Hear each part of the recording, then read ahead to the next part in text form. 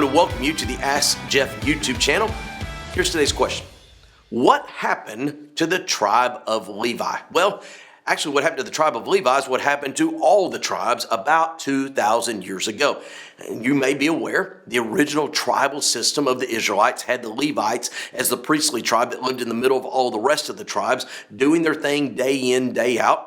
And then roughly 70 AD, the Jews were removed from the homeland from the Romans, and they were dispersed, as we call it, throughout the world for roughly 2 millennia, i.e. 1948, coming back to the, quote, homeland. But the tribal systems as well have been and are dispersed at this current moment. One of the great questions to ask somebody you may or may not know personally that is Jewish is, do you know what tribe you are from?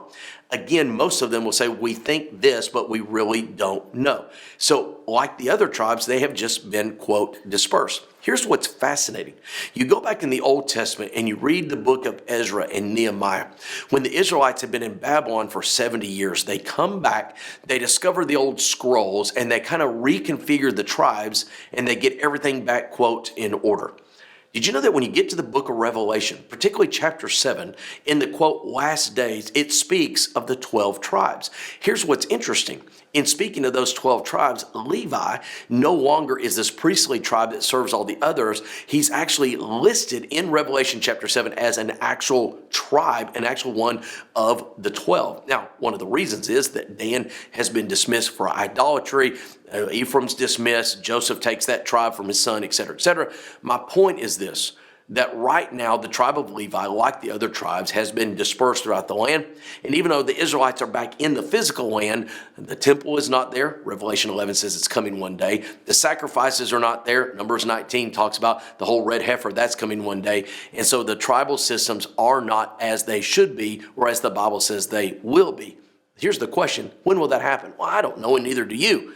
But I do know this, that underneath the Temple Mount right now, they're doing archaeological discoveries of hundreds and thousands of years ago, much like they did in Ezra and Nehemiah's time. Is it possible that they're going to find a scroll with all these names that they can connect the dots to?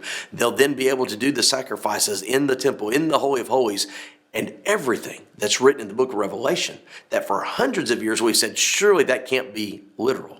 It's got to be allegorical, will come to fruition just as the Bible said. Great question. If you have one, send it to AskJeff.net.